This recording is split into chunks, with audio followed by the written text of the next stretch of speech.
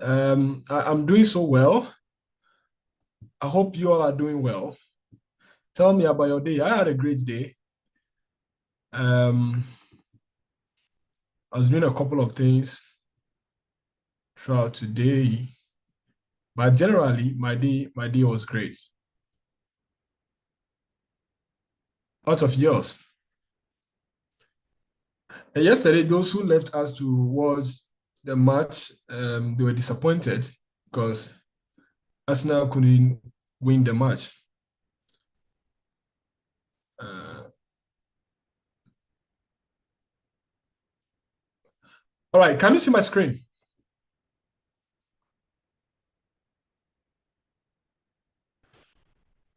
Is my screen visible? Yes, yes, we can. Great, great, great. I was fully supporting PSG, Anthony. Well, a lot of Arsenal fans are going to come at you. Uh, please. Okay, great, great, great. Yesterday, we concluded a discussion on discount rates, but not entirely, because I don't want to run a session where I just show you the approach to doing the thing without actually doing it with you. I want to take some part of today's lecture, maybe a significant part of today's lecture, if we should say that, to start the exercise of valuation. And because we need an appropriate discount rate for maybe cash flow based valuation, we will need to estimate a cost of equity.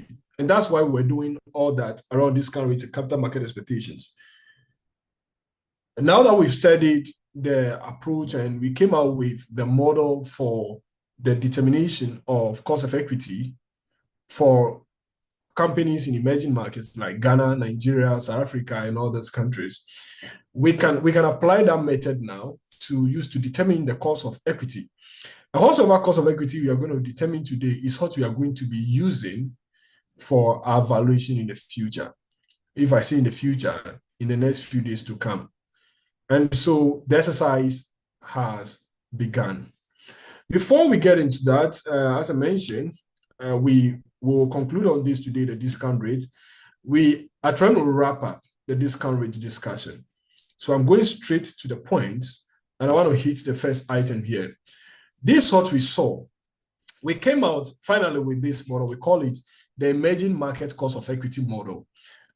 Maybe you may not find that name anywhere. I have christened this method as such, the emerging market cost of equity model. And that is the model we use to determine cost of equity in an emerging market. Yeah, so there is one thing knowing the model, and there's another thing knowing how to estimate the various parameters in the model, of parameters and variables in the model. Um, so we've actually looked at the model in detail. We looked at how we even formed the model. If you've been listening all this while, what we did was that we tried to, let me get my, get this first, and I used to hover around. Oh, okay. Now, so what we've been doing, we try to determine the risk-free rate in the model. So this is the emerging market cost of equity model, right? Let me talk about that a bit. And we say the emerging market cost of equity model, we derive it by first looking at the cost of equity for a public company in the United States. And then we adjusted for company specific rates. Of course, I can take that one out to just say cost of equity for a public company in the United States. And so that's the first side, the first part of it. I mean, this part that we have here. Okay, cost of equity for companies in emerging markets, sorry, in developed markets, and that is this part. And then we said that, well, if we want to move from a developed market to emerging market, then we need to account for additional risk far and above the developed market. And these risks we need to account for are two. Number one risk is the risks associated with the the differences in economy in terms of, we can talk about in terms of exchange rate, right? If you're investing in Ghana versus you investing in the United States, you are going to suffer some exchange, maybe currency losses and all that. And currency loss actually is a final outcome of several other macroeconomic fundamentals. So Baumia will tell you that if the fundamentals are weak, the exchange rate will expose you. And so we've got that factor into the risk-free rate for Ghana. That's how can we do the adjustment to the US risk-free rate to get a Ghanaian risk-free rate. So that's one adjustment we did. So as I mentioned, the risk-free rate here is a developed market.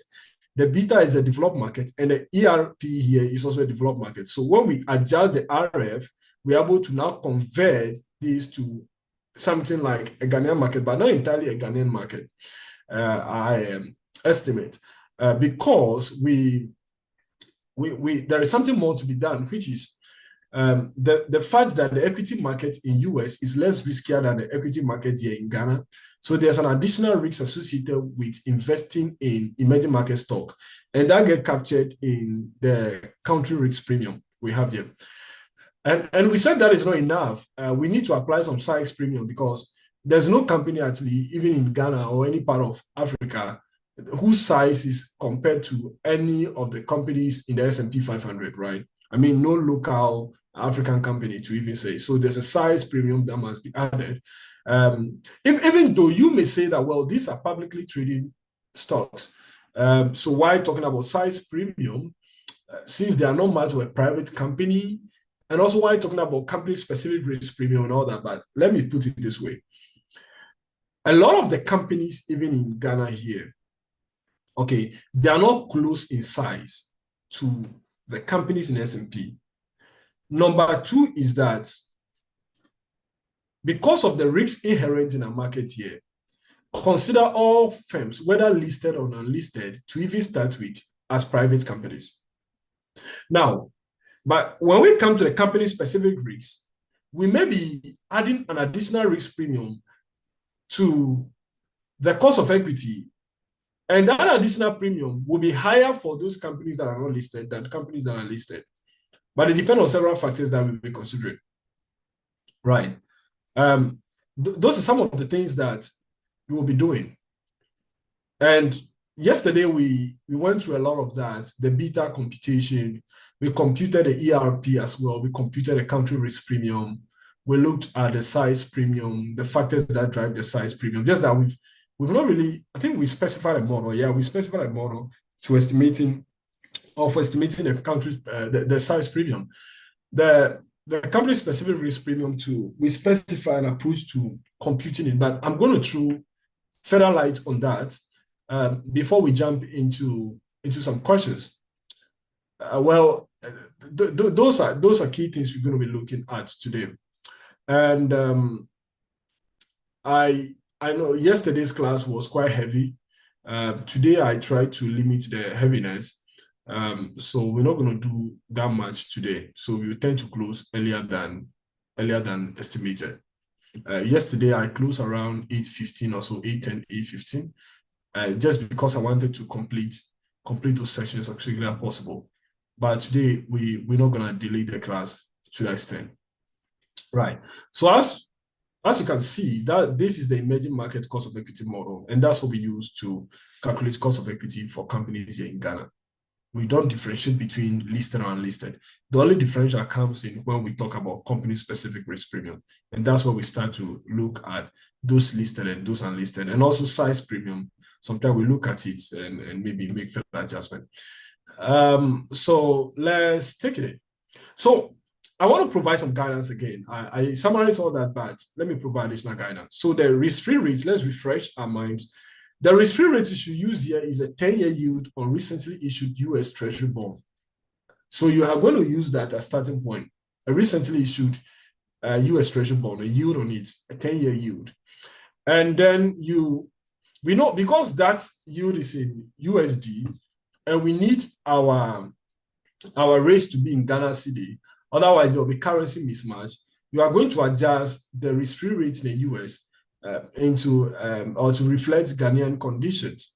So one approach I suggested is that you multiply it by the relative inflation, right? You multiply that by the relative inflation, or we can call that the inflation delta.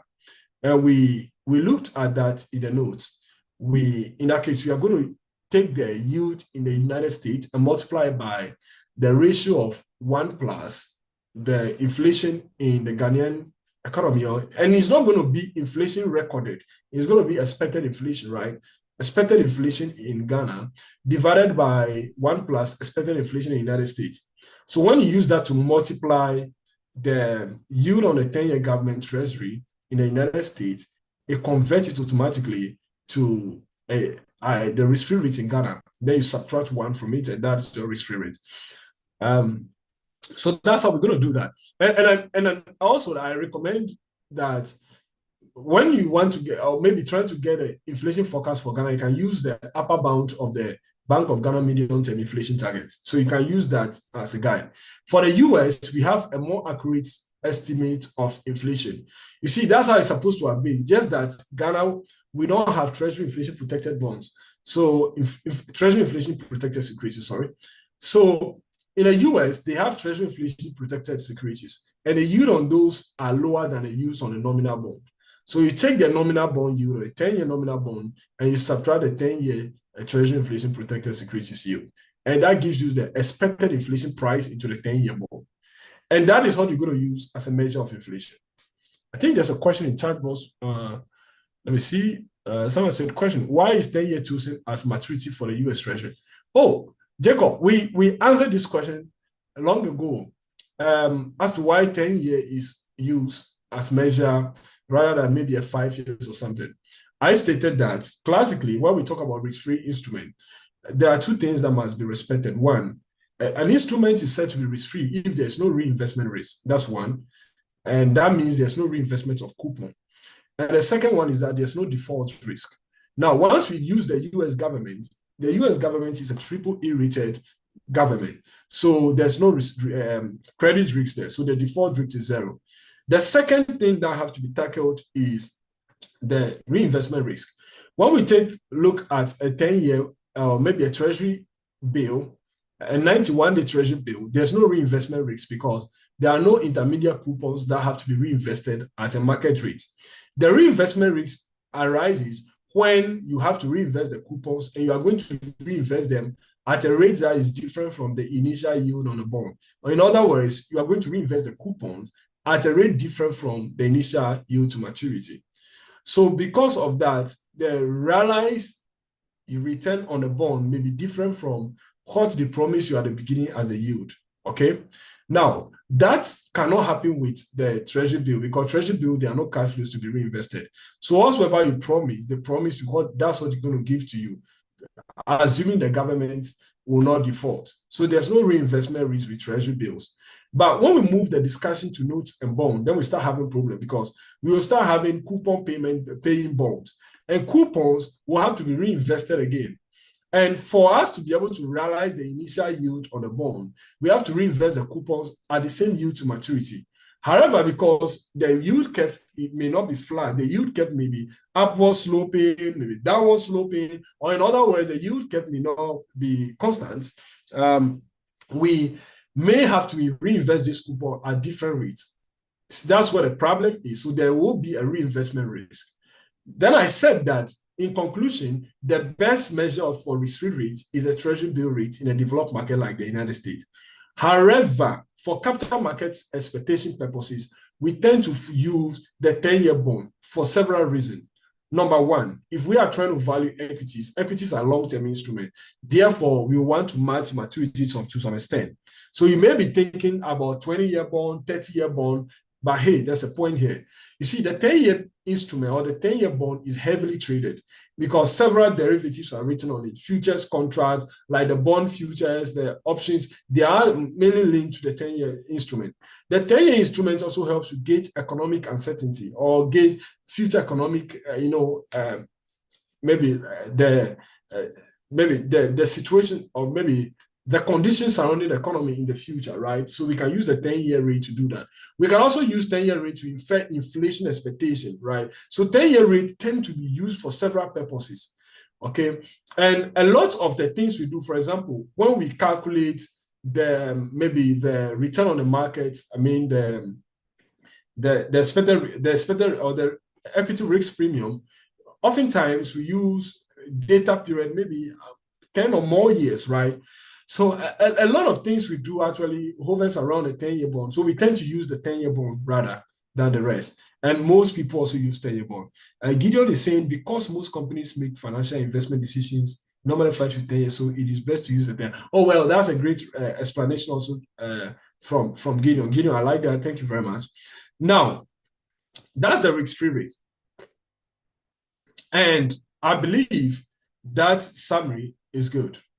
Let's get to the beta. So we know that the beta here, I told you that the best approach would be to use the peer group approach discussed in the previous lesson. So yesterday we discussed the peer group. Conveniently, you may just consider using the Damodaran's industrial average estimate for regional banks in US. So here, in this case, I'm saying this in the context of the fact that we're doing bank valuation. So if it is another sector, I may be talking about that sector average, right? Yeah, I'm talking about the Damodaran industrial average estimate for regional banks in US.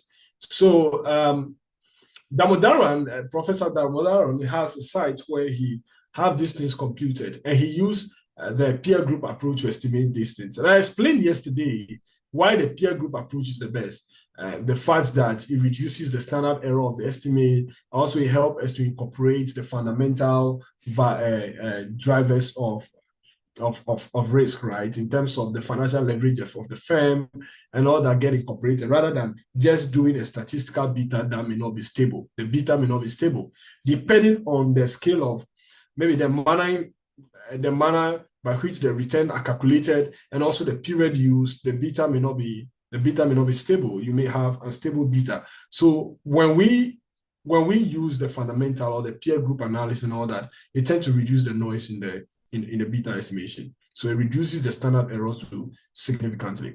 One thing I want to say, because you are using the Damodaran's industry average estimate for regional banks in the United States, you may have to make adjustment to that beta a bit, because the beta is meant for the US market. Now, the use of the US market also has some advantage in that the equity risk premium that we are using is in the US market, was developed in the US market. So using a beta from US market to start with is commonplace, is good. So you use that beta, but then you make adjustment to the beta. You can do a plus and a percentage to it.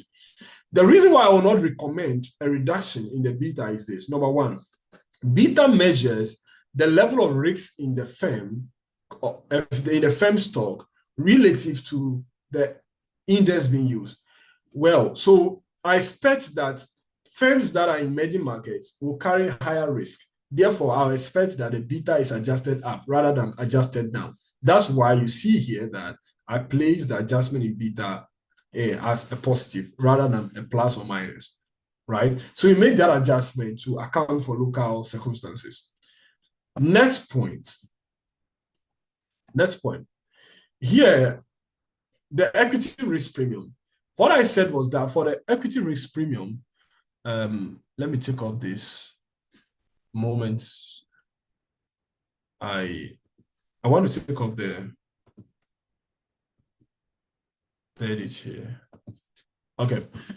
Now, the equity risk premium we have, I mentioned that we must use the equity risk premium for developed broad-based equity market index. It must be the expected equity or the expected equity premium or the expected risk premium on those markets.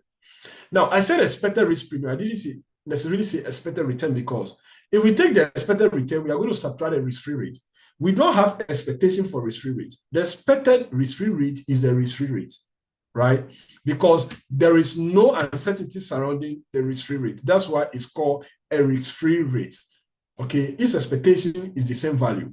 So if I take the expected return and I subtract a risk-free rate that has no expectation, then whatsoever I get will still be an expected value. That is the expected equity risk premium is what I'm talking about.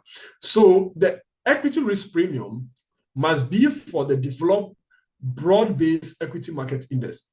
And I mentioned that should be an estimate of the annualized return on the S&P 500 over a longer period.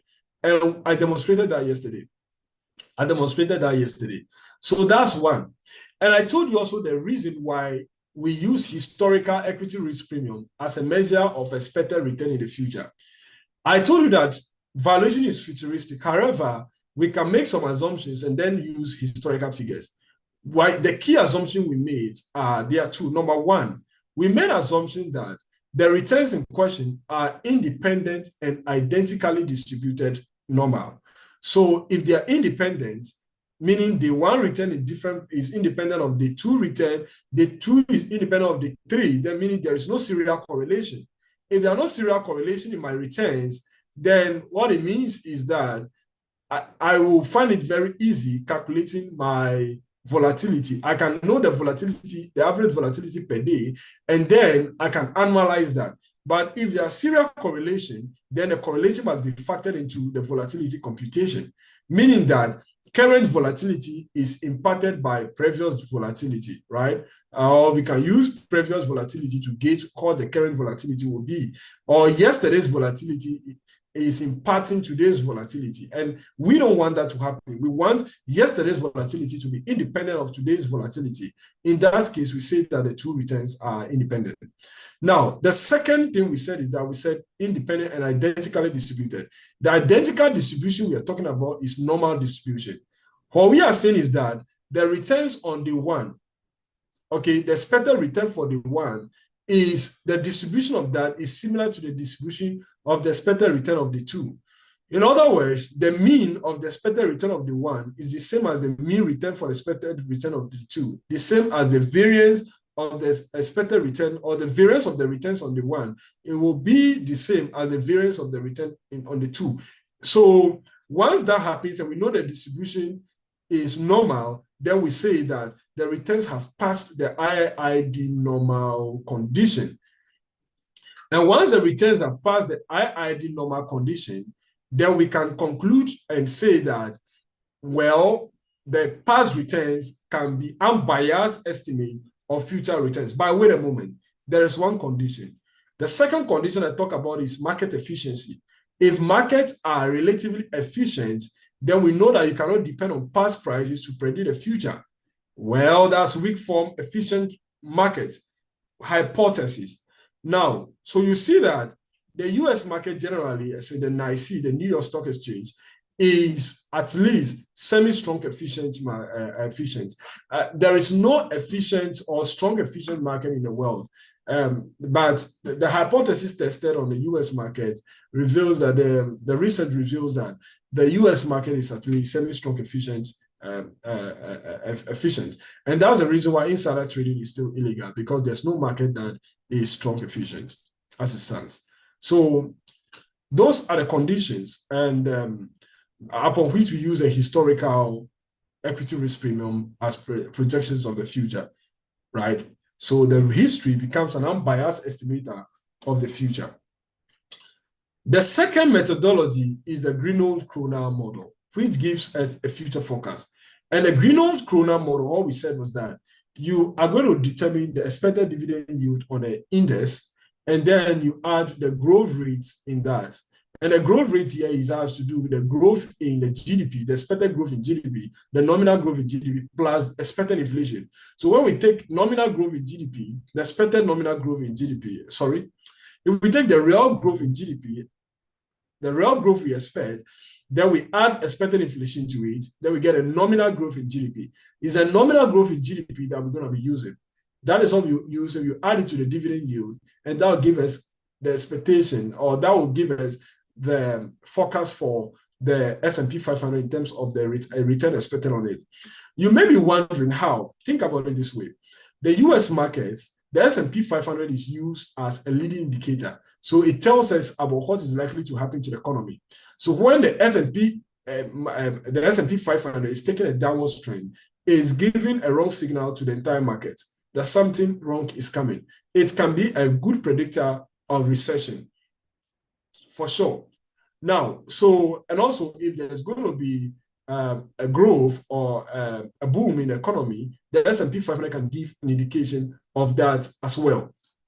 Now, so if we know the dividend yield on S&P 500, and we know that dividend has a strong relationship with prices, the index level, the higher the dividend, the higher the price, then we can also conclude that dividend will impact prices and hence returns.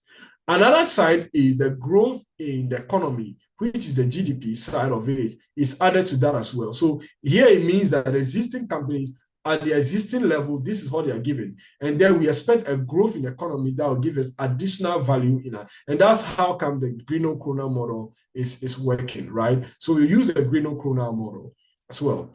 And I told you that the Greeno Krona model that we're going to be using is a long-term version. The long-term version of the Greeno Krona model is what I discussed, and it's the same as the Gordon Growth model. So when I put a Greeno Krona model here, I mean the long-term Greeno Krona model, which is the Gordon Growth, and we went into this a lot.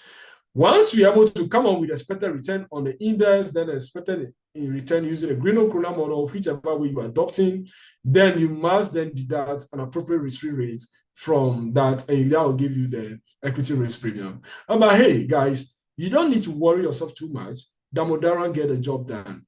Damodaran has computed for the first method, which is the S&P 500. So I did a regression with you yesterday.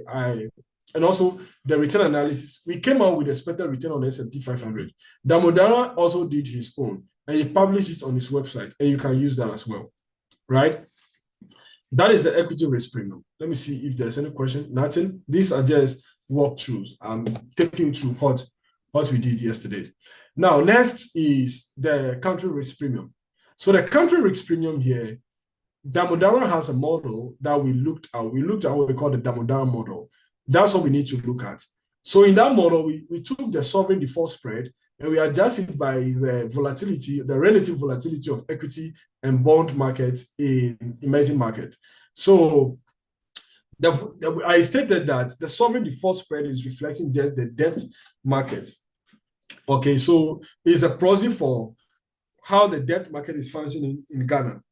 So if I take the sovereign default spread for Ghana, it gives me a proxy of the default in the entire market in Ghana here.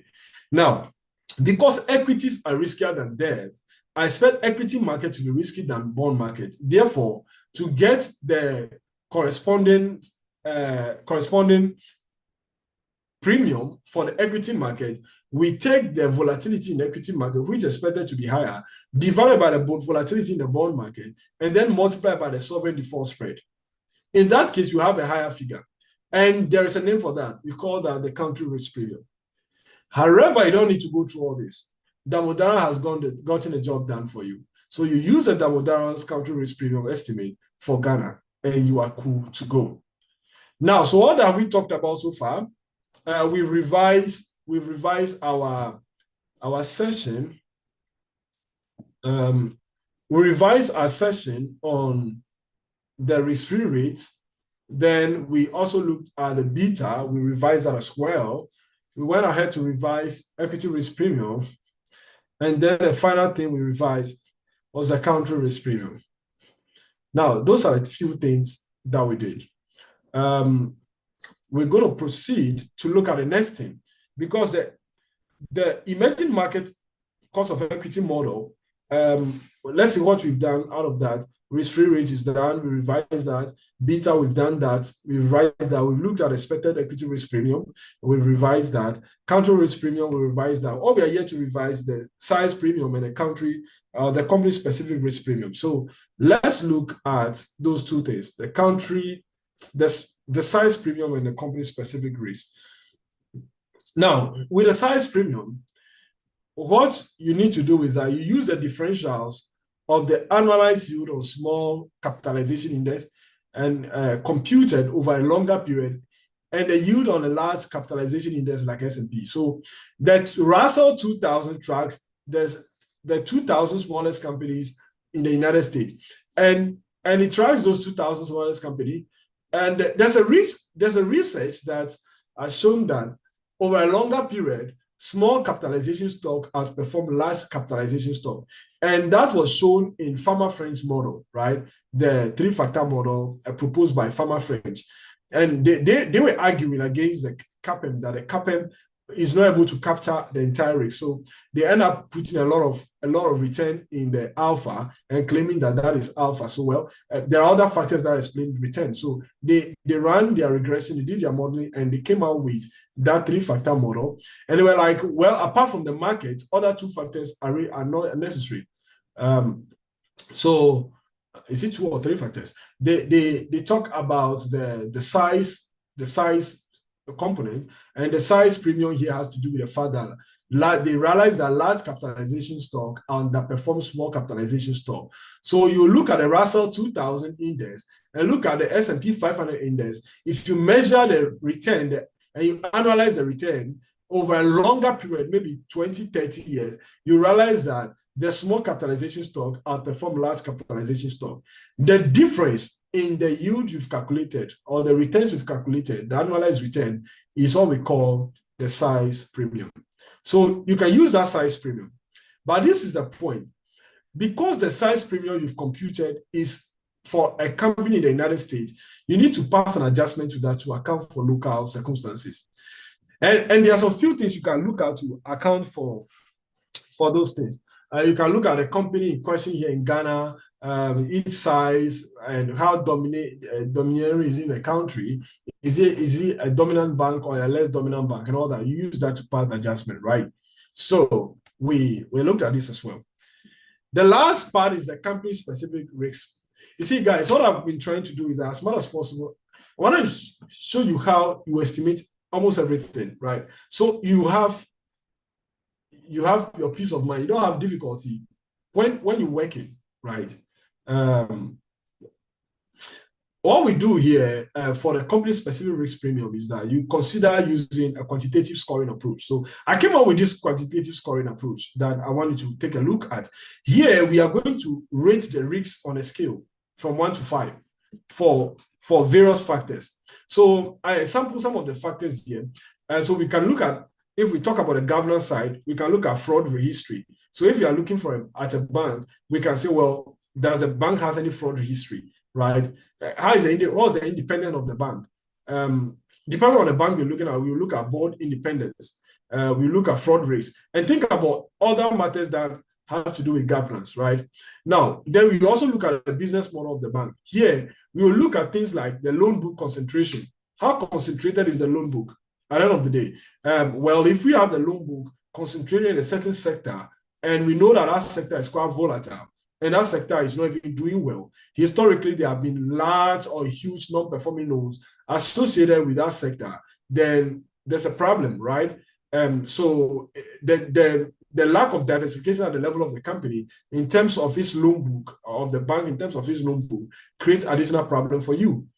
Okay. Now, another one is exposure to FS, not just any sector, maybe the cocoa sector because of commodity price. Commodity prices may be depressed on the global market, and that may affect that when agricultural products prices decline unexpectedly, it affects the banks because the customers are not able to repay the loan, right? FS position. So if I say FS position here, I mean if the bank has huge amount of its loan, huge percentage of its loans in FS, so they have dollar denominated loans, or they have pounds denominated loans, or they have euro denominated loan, then there's a problem because the currency volatility could affect the bank.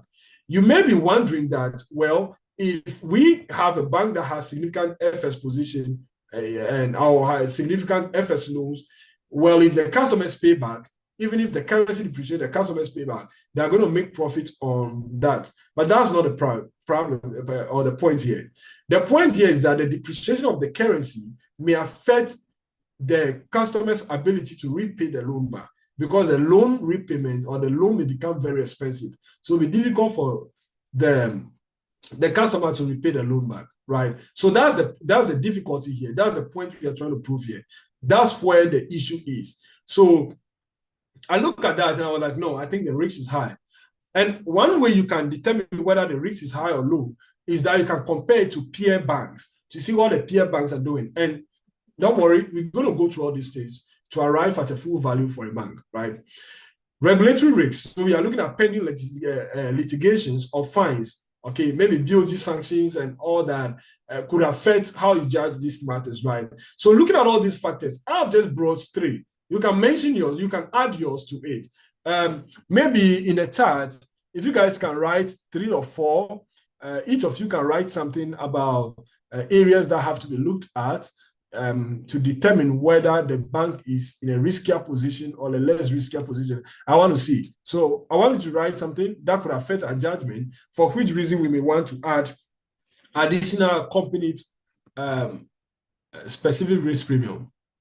I think I changed, instead of company specific risk premium, I say company premium specific risk, CPSR.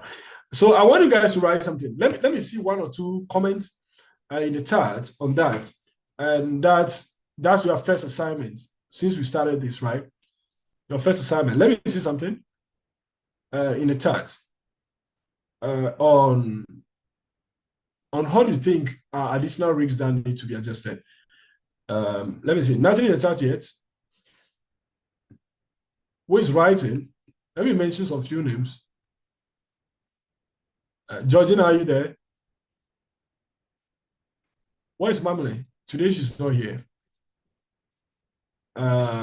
Jacob Nelson.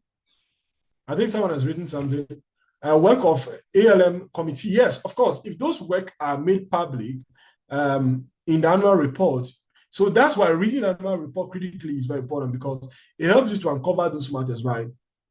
Reading the annual report helps you to uncover matters like that. Interest rate volatility. Okay, so the ALM committee work also has something to do with that. But you see, Gideon, how will you judge the interest rate volatility? Because the interest rate volatility is affecting all banks, right? If interest rate is volatile, all banks are affected. So maybe, Gideon, tell us, how will you judge that a particular bank is not managing its interest rate risks properly? I think that should be the focus, right? The bank is not managing its interest rate risk. So maybe bring us something, let's see. NLT said company ESG report. Yes, company ESG report. So what specific thing will you say about the ESG report? What is the focus there? What are you going to come out with to judge whether the company is doing well or not? Just the report alone is not enough, but what is in the report? So tell us something about that. And what you are going to talk about should either expose the company to risks, or maybe the company is doing well to protect itself against any future risks associated with failure to comply. So I want some responses in that context. Let me see some things from you. I want some responses in that context. Let's take the next 1 minute to put that together. I'm still waiting for that. What are those typing? Let me get some response from you on that. Okay, so NLT said if it is undertaking practices that could be against Environmental Protection Agency standards or outside of banking, maybe manufacturing, and it could get fined. Oh yeah, definitely. That's a serious issue, right? That's a serious issue you can use to support any adjustment you are making to the cost of equity. So the cost of equity is where you tend to punish the bank, right? You punish the bank for things the bank is not doing well. Well, tell me, there is something I've not mentioned here. I was waiting for you guys to mention it, but nobody's mentioning it. And it's key to every bank. If it isn't, then the bank will not exist. Won't you talk about it? Won't you talk about it? Let me see who is willing to, or who is going to talk about that. If it isn't, that the bank will not operate, or the bank will not be allowed to operate. Economically, the bank cannot operate. And there may be restrictions from BOG as such. But, when we talk about a loan concentration too, we may be talking also about the single obligor limit, right? So you are looking at whether single obligor limits have been exceeded or something like that. Clifford said if they do not meet the minimum capital requirement. Oh yeah, so that one is there, but well, you will not even operate, be called a bank if you don't have the minimum capital requirement. I think you are very close to the answer. Anthony said minimum cash reserve. Well, minimum cash reserve, of course, these are regular things they do. So every week they check on this. So I don't think that will be a problem like that because they can always borrow from overnight market, right? Negative CAR, yeah, negative CAR, NLT. But the point is capital adequacy, not because it's negative, but maybe it's very close to being, being less than the 10% or the regulatory minimum, okay, with the forbearance. But let's just say almost, maybe it's around 14%, 15%, then you start getting worried that, well, there's a risk that this bank may go below the 13%, and then it's going to raise alarm, right? Bank of Ghana will start getting concerned. So the whole point is that it has not yet happened. It's not something that have happened. It's different from a situation whereby they have a capital of or they have a negative CAR. If they have a negative CAR, we all know they are in trouble. But this one, they are not yet in trouble. So if they have a negative CAR and they are still operating, then maybe it's just because of the regulators' forbearances. But here I'm talking about a situation where their capital adequacy ratio is above the minimum or very close to the minimum, but not significantly different from the minimum. So maybe the least thing that happened, maybe the next loss they may make, any significant loss they make in the following year could sweep the entire capital away, will wipe it away, and then they're in big trouble, right? So you want to check that. If their capital adequacy ratio is healthy, maybe about 20%, then it means, look, there's some margin of safety, right? Significant margin of safety. And then the bank can take some risk. So that's the reason why sometimes if you look at the FS position in loans or the loan position in FS, okay, the percentage of the loans granted to FS, if you look at a position and then you may be concerned that, well, I think it's too risky. Maybe 30% of your loans are towards FS or are in FS loans or in foreign currency, then you start getting worried about. There's something you need to think about as well. Think about whether they have enough capital. Don't just say that because they have significant FS exposure, therefore, this is a higher risk or something. Check whether their capital is in good condition. What is their capital adequacy ratio? So if the bank's capital adequacy ratio is very healthy, above, let's say, 20 or 25%, and they're taking such a risk, and they are not breaching the single obligor limit, then I think they're in good shape, right? Like Gideon said, geopolitical risks, especially sanctions risks, due to money laundering activities can affect banks. Yes, that's true. It can affect the banks. So that is also a serious one.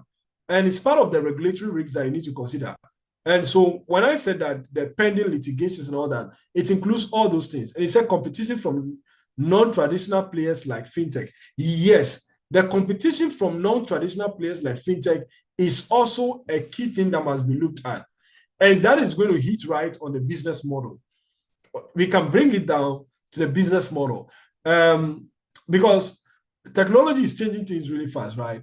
And so you're evaluating a bank strategy to see going forward whether this bank is going to adjust to the market and take advantage of those opportunities, or is going to allow for that competition to dominate or for the fintechs to dominate. That's going to create a bit of a problem for the bank. So I like the responses you are bringing. So these are things you are going to, assess. And so that's a methodology. Now, how do we assign extra premium? So the premium assignment, you can make it this way that, well, if the risk is low, then I'll add 0.5% to cost of equity. But if the risk is high, I'm going to put the cost of equity at the company-specific risk premium in between 3 to 5%. And depending on which one is heavy, I pick it.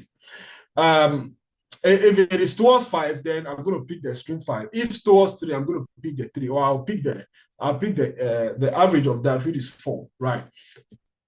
Now, in the notes or in the lecture slide, I also recommend an approach, a quantitative approach, where you can do some regression, multi-factor modeling, and the alpha in there can be used as measure. But this one is a simpler one. You don't need to do all those quantitative things that may be subjected to significant standard error. Using this qualitative scoring approach is commonplace. It's something which will solve your problem. Thank you very much, guys, for your contribution so far in this. All right. Any questions? Any question from anyone? We are done revising the emerging market cost of equity model. Any question on that? We are going to solve a question, but before we do that, any question from anyone? Are we all okay? If you are okay, put something in the chat. There are some people who have never typed anything in the chat before. Maybe today should be your first day, your first time. Just put something in the chat to show that we are okay so far with the discussion we've been having on the discount rate. I want to see something in the chat. Okay, Nelson say I'm okay, thank you. I want three more to proceed. 3 more to proceed. I want 3 more to proceed.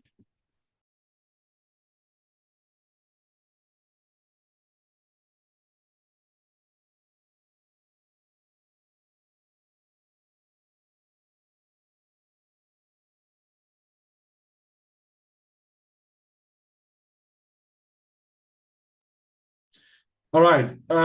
Okay, great. All good here, Ezekiel. Michael said, enjoying so far. Anthony said, I'm tentatively following. Clifford said, understood. Thank you. Great. Let's look at a question. Well, I won't miss this from Samuel. Great insight. Thank you. All right. Let's solve this question. Now, on the flyer that we marketed, we stated that the case study will be based on, you look at GCB Bank, Standard, and Cal Bank. When we're doing the equity valuation, we are going to do for those 3 banks. But the one we're going to base a lot of work on will be Ghana Commercial Bank or GCB. Now, so the work starts from today. If I started long ago, but today we're going to calculate our first variable that we'll pack somewhere and we're going to use it later. Estimating cost of equity. And I'm going to read. So I'm using a fictitious company, and there's no company like that in Ghana. Nubian, so research project, Ghana, GCB Bank PLC, research project. Now, let me check this. Okay, research project. Now, so Nubian Capital Advisors is a leading Ghanaian asset management firm. The equity research department of the firm regularly covers financial institutions on the Ghana Stock Exchange. The directors of GCB Bank have recently commissioned the firm to produce and publish an equity research report on GCB Bank PLC. This is the ticker symbol, within a month's time frame. As the supervising analyst, so you are the supervising analyst, right? So as the supervising analyst, you are leading a team of research associates through the valuation process. The team has completed preliminary work, including sector analysis, so competitive landscape, regulatory environment, and market share trends in Ghana's banking sector. And we look at all these things earlier, right? Then macroeconomic review, the impact of inflation, interest rates, and currency volatility on bank profitability. We look at all these too before. The team is here to complete any specific due diligence on GCB in terms of its business model, funding structure, asset quality, and historical financial performance. And that we're going to do later. Okay. Now, cost of equity debates. During the team's kickoff meeting, a heated discussion arose regarding the appropriate methodology to estimate GCB's cost of equity, a critical input for discounted earnings valuation. Now, the junior analyst proposal. So what is happening here is that we have the team and we have a supervisor in charge of the team. Now, the team is made up of research associates and headed by the supervising analyst, who is a senior analyst, to say. So there's a discussion here, a supervising analyst, and then there's a senior analyst, or there are senior analysts also on the team. So there are senior analysts, and there are junior analysts who are all research associates, right? So a junior analyst proposed some few things. He is proposing the use of a local market CAPM, capital asset pricing model. That's what the junior analyst is proposing. So let's have a look at a conversation between the two. And I created these things for learning purpose as well, but these are practical issues that arise every day. So they are not fictitious at all. Now, so the junior analyst proposal, the junior analyst says, let's use a local market cap. Now, so on the risk-free rate matter, the junior analyst said 91-day government of Ghana Treasury bill yield should be used. And this is the junior analyst argument. She is arguing that the 91-day government of Ghana Treasury bill yield is the local benchmark for risk-free assets. So that's what he said. Now, for every statement made by the junior analyst, the senior analyst has something to say. So what I'm going to rather be doing is that I'll be moving in between what the junior analyst said and the responses from the senior analyst. So I'll be doing that. Now, so let's come to the senior analyst counter argument. So this is a counter argument from a senior analyst on the team.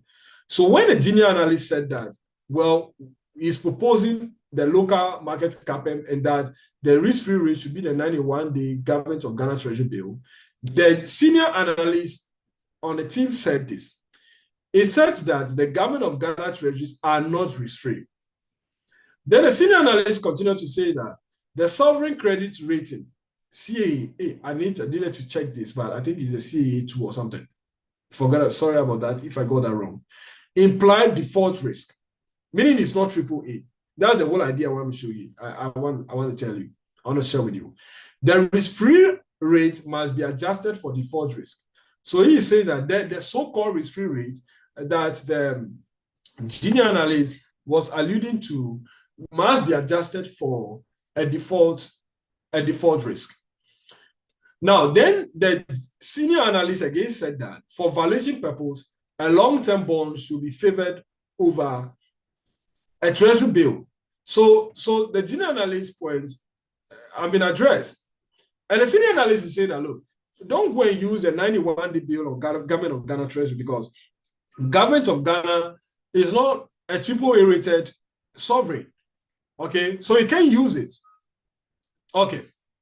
Then the second argument from the junior analyst. The junior analyst argument is on equity risk premium. He said that the historical excess return of the GSE composite index over GOG treasury bill. That's what he said. In other words, calculate the historical return on the GSE index and subtract the yield on GOG treasury bill. And that's what the analyst said. And the analyst justified his point. He said that you should do that because that reflects Ghanaian equity market risk. And a lot of people actually in the country will argue the same way that, well, we're trying to come up with the equity risk in Ghana. Why not just using what is in Ghana here? Why using something outside the country? The whole idea is that when we talk about investment, we don't take the local approach. We take a global perspective. We don't take a local perspective, but a global perspective. A global perspective here means that we can have an investor in the United States trying to invest here in Ghana. An investor is not going to be concerned about your equity market volatility.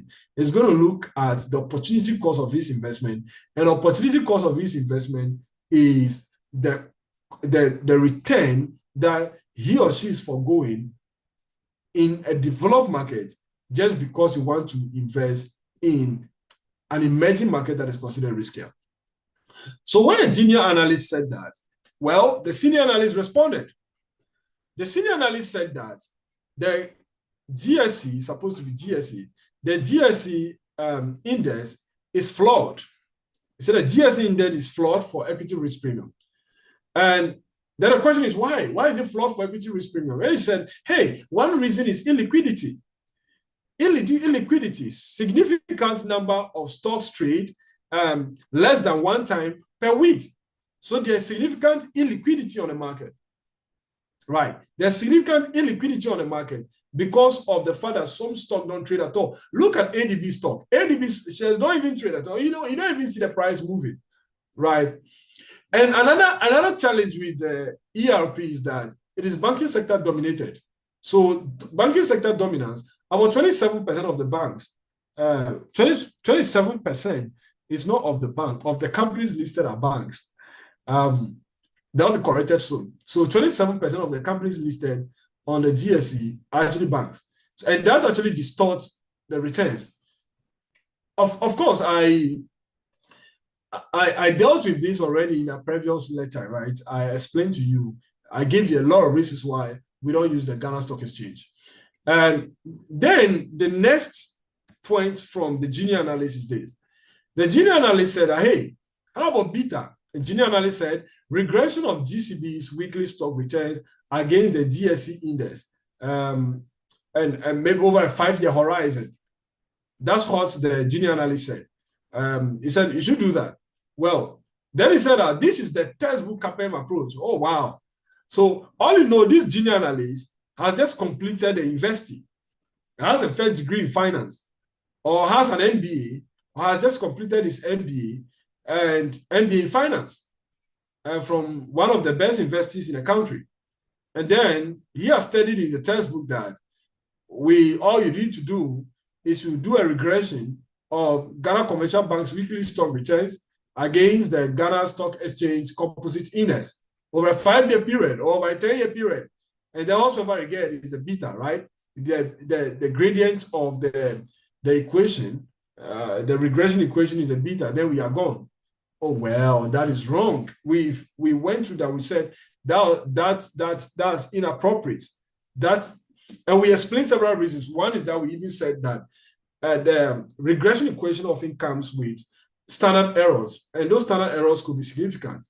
And we said that the standard error tells you how wrong you are. So that's reflected in the standard error, how wrong you are. And other things like the fact that it's just a statistical beta. If I take a longer period data, I may get something different, right? And he's doing this on a weekly basis. What if I do it on daily basis? I do the return computation on daily basis.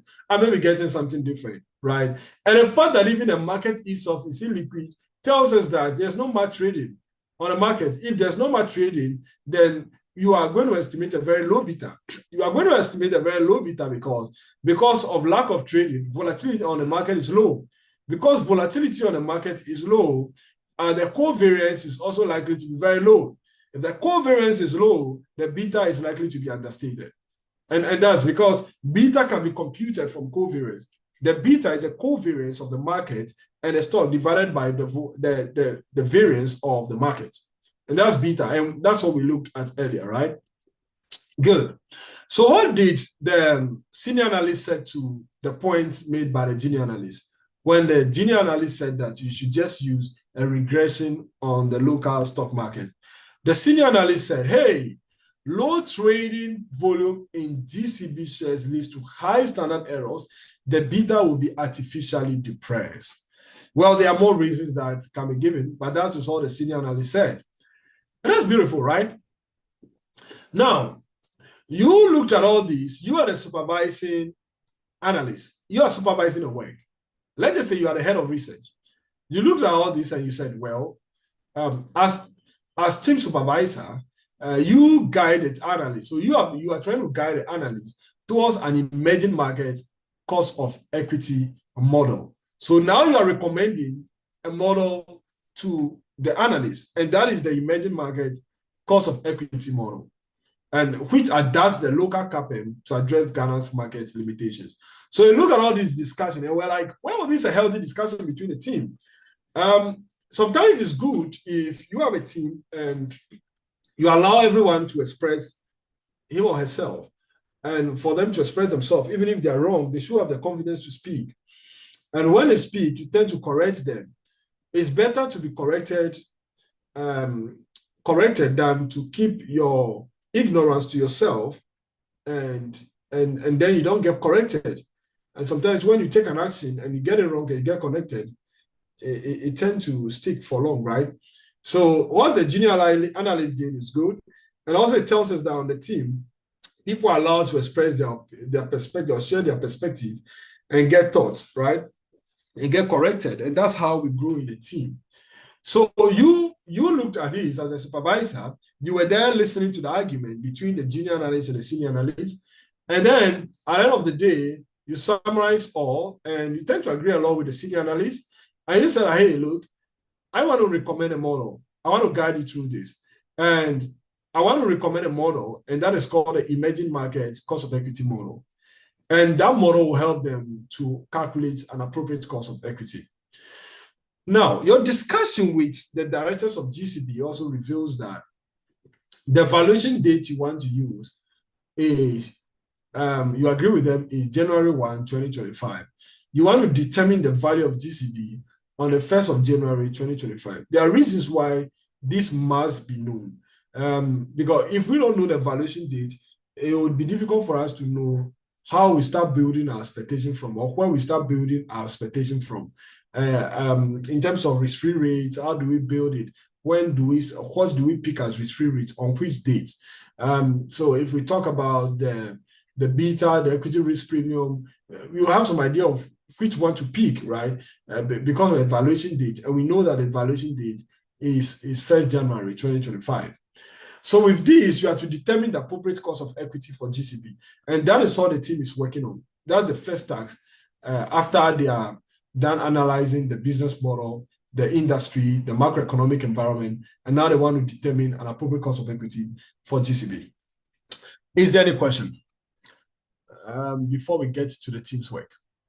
Is it exciting?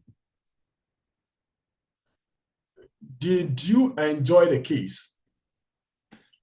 Did you enjoy the case? I hope the case has really helped you to understand these things better, right? Tell me something about the case. Very practical, right? Good. Yeah, interesting. Good. Thank you. Great. It was a nice case. Now, so we're going to do this work. The team has given us assignment.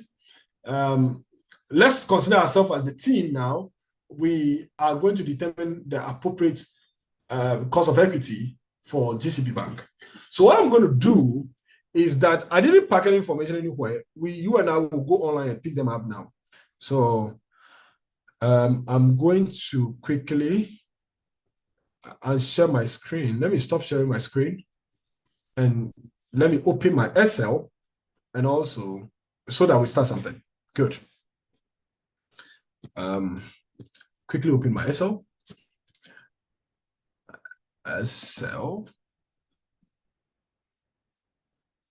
I can just do this in the Excel that we used last time. So let me share my screen again. I'm now sharing my Excel. I hope you can see my Excel being shared. So I'm coming here and let me, okay, thank you. Okay, so let me do some few things. Go to view. Let me go to view and take off these grid lines. I want to call this cost of equity, and the methodology I'm using is the emerging market. So cost of equity, and I'm going to use the emerging market equity, emerging market cost of equity model. That's a model I'm going to use. I know some few things I need to calculate. Let me go to home. Let me look at some few things I'll calculate. I need a risk-free rate. First, I would like to set up my storyline here. So I'll have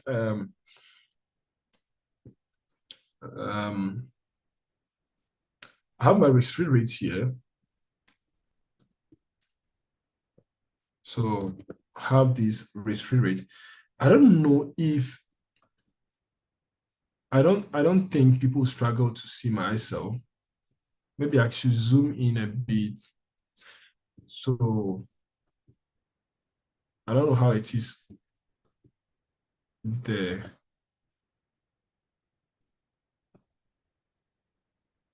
Let me zoom in a bit. Okay, risk-free rate. And I need also, after my risk-free rate, what else do I need?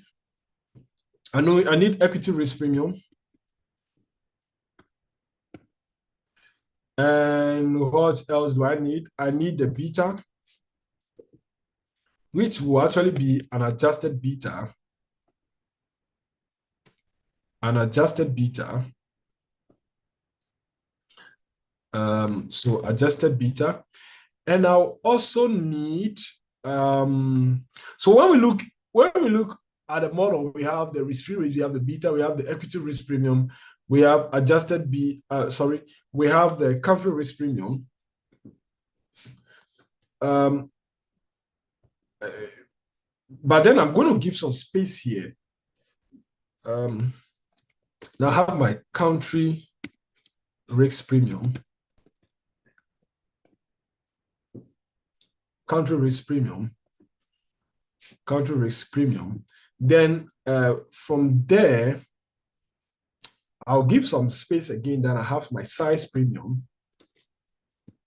And then finally, I have my company specific risk premium. Company specific risk premium. Or maybe let me just write company specific. Now, when it comes to liquidity risks, things like liquidity risks, we don't adjust it often in the discount rate. We do it at the level of the share price. Okay. Yeah.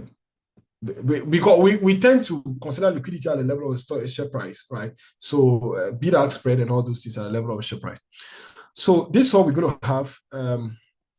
So let me do this. At the top here, I want to use color black, and the writing should be white. In here, in here, I want to have format this side, this color here. Then I will get cost of equity as an estimate here.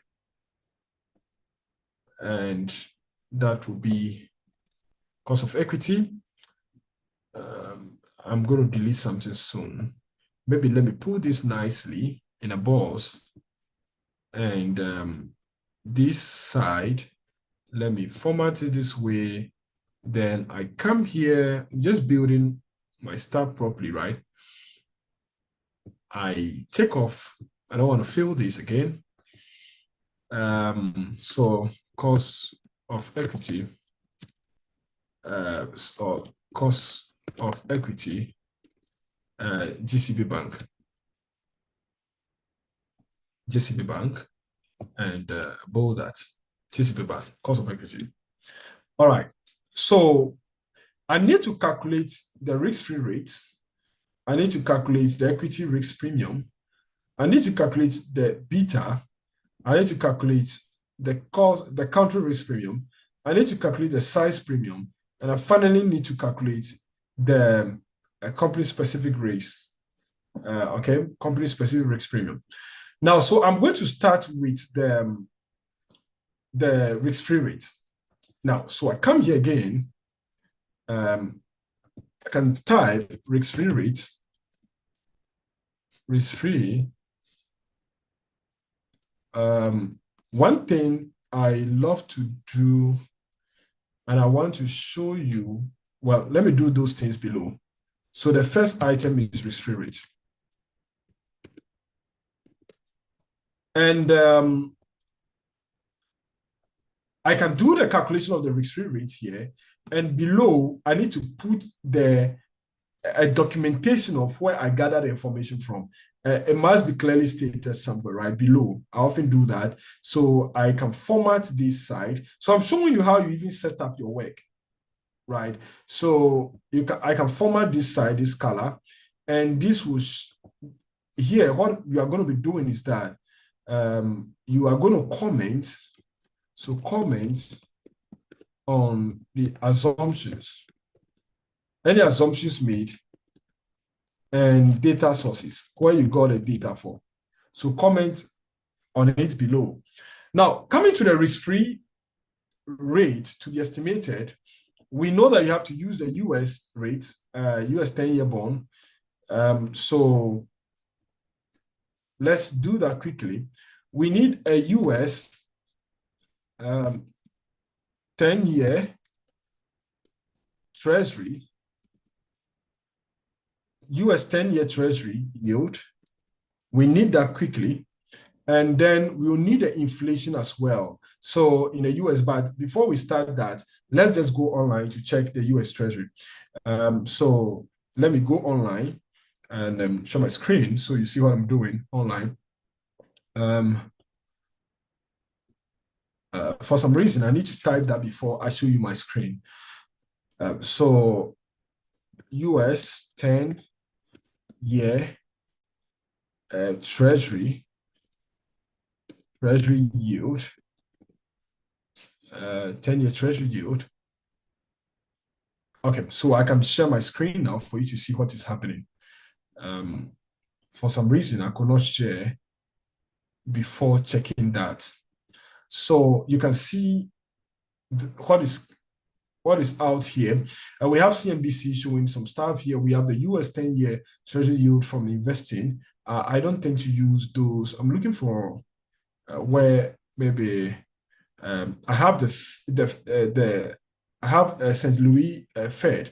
So let me go to St. Louis Fed, and here I can get some economic data, right? I can get some economic data here. Now, if you look at this actually the market yield on US Treasury securities at 10-year constant maturity, quoted on an investment basis. So if you look at 2020, you see the 10-year yield over time that's rising. The 10-year yield has been rising since 2020. Inflation has been high, and inflation actually is one that is creating a lot of these problems in terms of the yield. If you check the inflation rate, you see that the US inflation has been very high in periods beyond.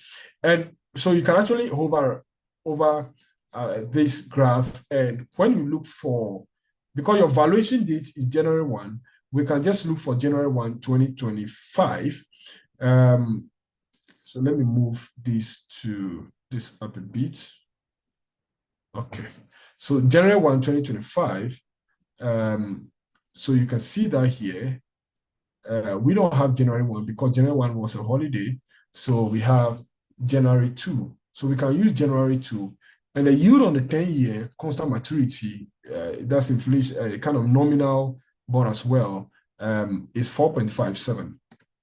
So 4.57 is a yield. So we go back. And one thing I want you to always do is that I want to copy the site 4.57, and I also have the site copied. So I come back to my Excel. 4.57 is it. So I come and type 4.57%, 4.57%, and then I need to put the site below here, just for reference purpose. So I have the sites here. I want to paste the sites here. Okay. So these are the sites where I took the yield from. So I have it here. So I can always go to that site, or anyone who is reviewing my work can actually visit this site and get the data, right? I wanted to do something. I want to look at a test I can display. Instead of displaying all this, I can display something here. I'll just say 10-year US risk-free rate, right? So I've redefined, so I don't have that long test, right? So I have that here displayed. One other way I can do it is to put it here. So I put it instead here, and then I'm set. So it is just by the figure. So you can click on it to see where I pick that from.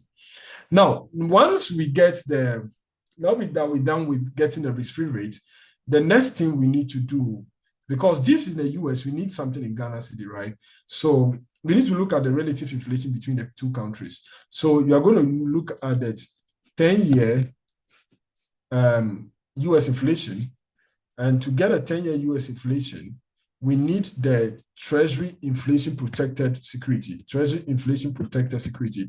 So you get a US 10-year Treasury inflation protected security. So we need that. So what do? We go back to the same site.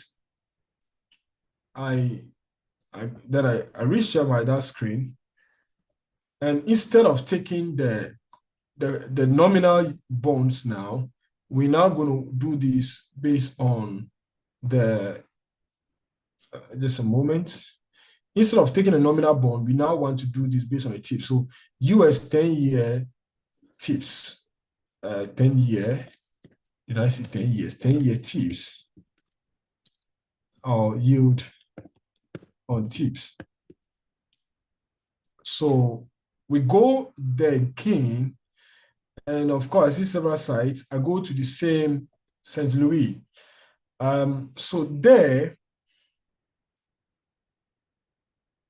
I'm looking inflation index. So this, you see, is the same market yield, Treasury inflation protected, everything characteristics is, it has similar characteristics, but when we come here, we have inflation index. The earlier one isn't inflation index. So inflation index, because it's indexed to the inflation, you are likely to see a lower yield on that. So let's see. The same period, we're looking at 1st January, which will actually be the 2nd January 2025. So are we on it? Yes. This 2nd January 2025. So that is 2.23. 2.23. That's the tips. The 10-year tips is 2.23. Inflation indexed 2.23. So we pick the, also, I copy the site 2.23, and I go back to my Excel, share my Excel, go back to my Excel, and it's 2.23. So we go and put 2.23, 2.23%. And then we need to put also the source. So I put the source there, but it's too long for me. So I want to edit the hyperlink. I edit it, and I want to call this hyperlink, so yield on 10-year tips. So 10-year US tips. So, oh my goodness, I think I made a mistake. Good, I have them there. So I have this as well. Now, what is next to be done?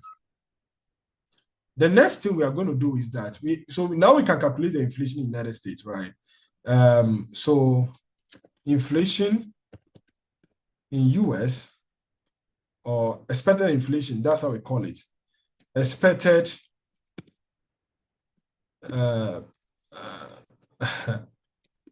expected long-term inflation in the US.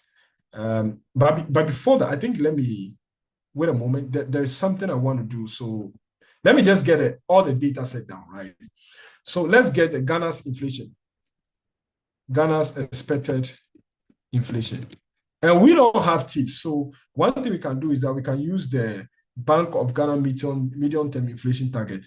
So let me share my screen on that. I always wanted to see where I'm picking the data from. So you know that I'm not just coming out with something that cannot be verified.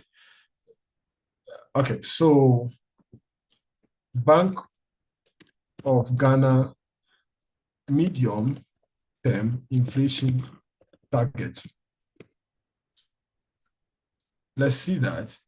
And here revises year-end inflation. Now, I'm not looking for year-end inflation. So I'm looking at the inflation target for Bank of Ghana, and I move on the site to see, maybe if I go to Bank of Ghana here, I believe I'm likely to see it here. I know it, but I think it's 6% plus or minus. No, it's 8% plus or minus, right? I know that rate, but I still want to show you just for you to see that I didn't just pack some things down somewhere. So let me look for it this way. Mandates, the committee, policy, framework, medium-term inflation target. Okay, so it is here. So at the institutional level, the government and the central bank jointly set a medium-term inflation target, and the Bank of Ghana is required to deploy its policy tools to attain this target. Currently, the bank's inflation target is 8% with a symmetric band of 2%.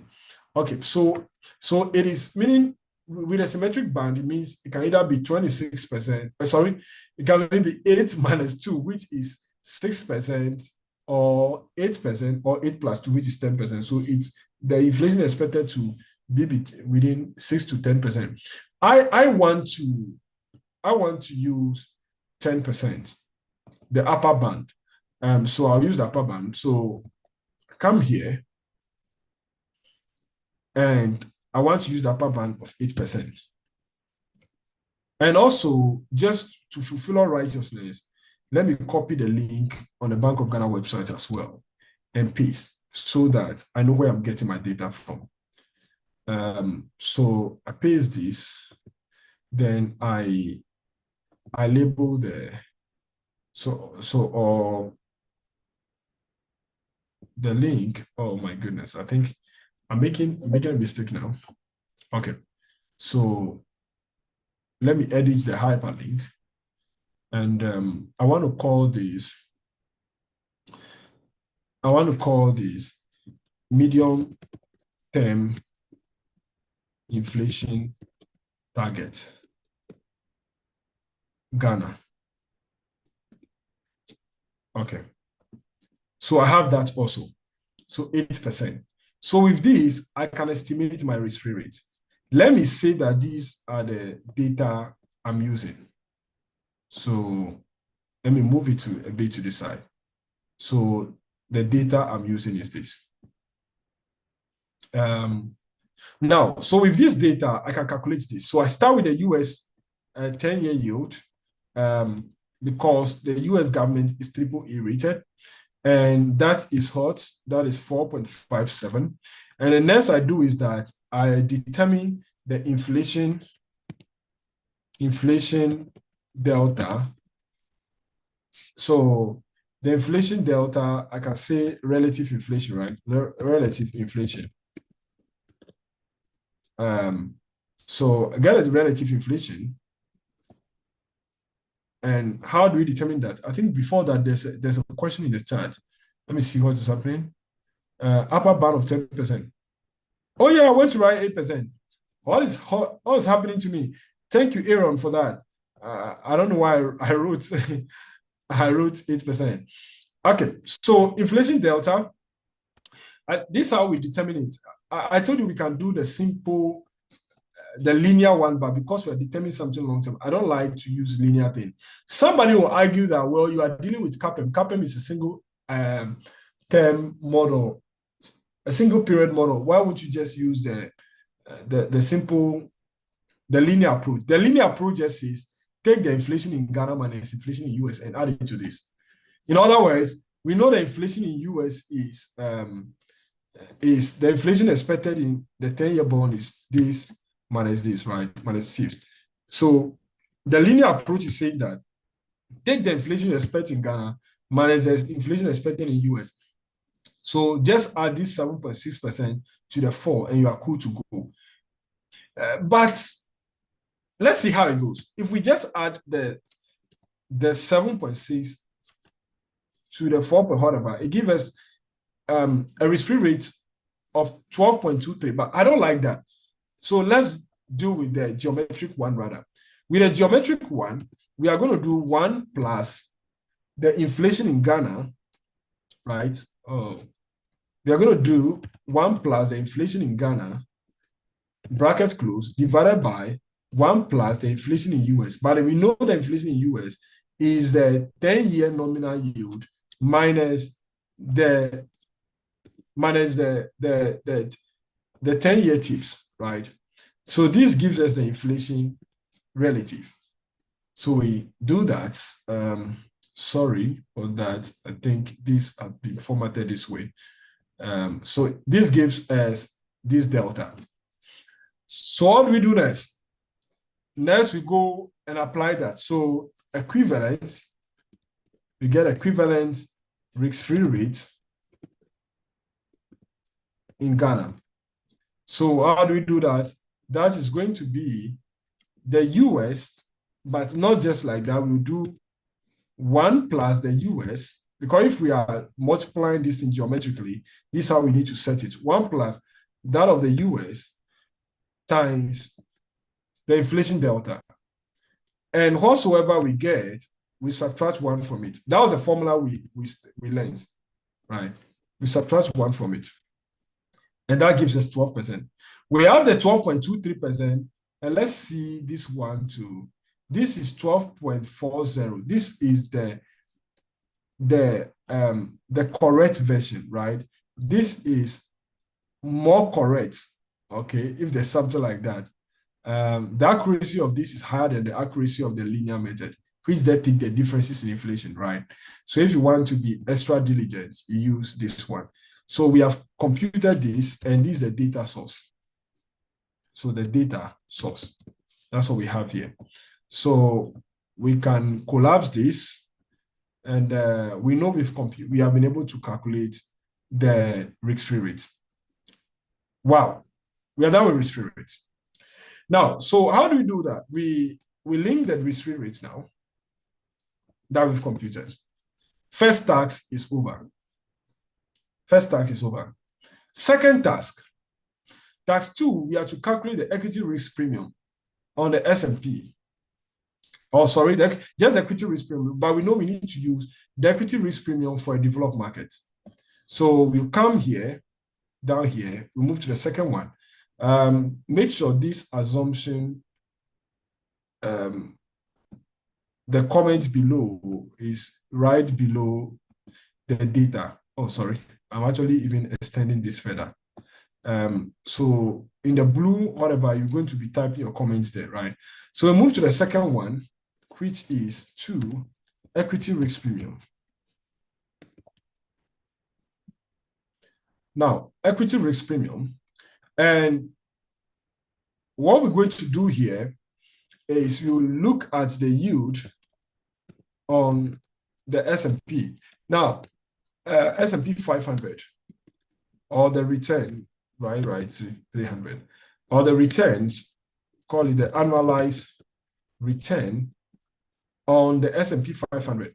The whole idea is that we don't have to go do the regression. Even though I showed you the regression, we don't have to go do the regression.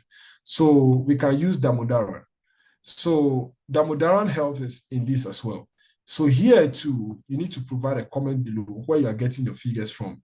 And we know that you are going to get it from Damodaran. So we use Damodaran. And so we go online to check out on Damodaran. So let's go there and see. So come back here, and then we look for equity risk premium, Damodaran. Let's see what it's going to give us.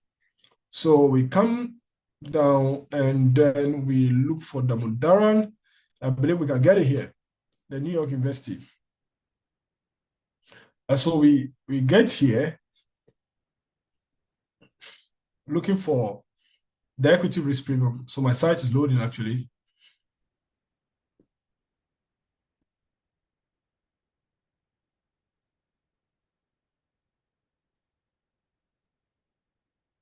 Oh no, this is not what I'm looking for. I think this is a wrong. Oh, this is a PDF. No, I'm not looking for the PDF. So I'm looking for the site itself, and I believe I can find it here. Let me go here to see. So I didn't download these things down, and I told you it's on purpose, right? It's on purpose. I didn't download these things down. Okay. So all we have here,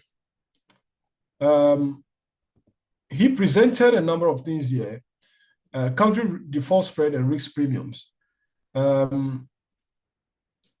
When you maybe let me type something better. I can still extract it there, but I want to show you something on S&P 500.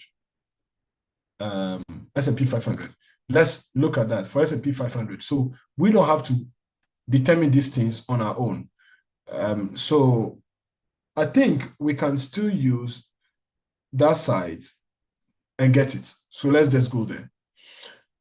One thing we will have to do may be for us to download the SL. If we download the SL, we may find what you are looking for.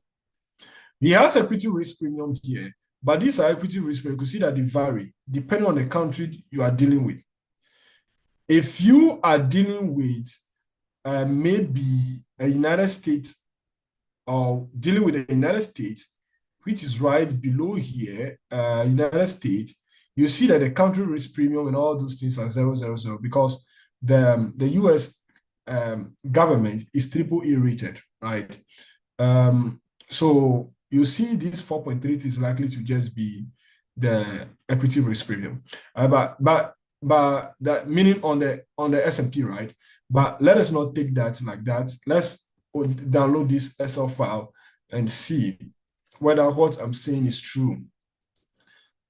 Okay, so this is the SL file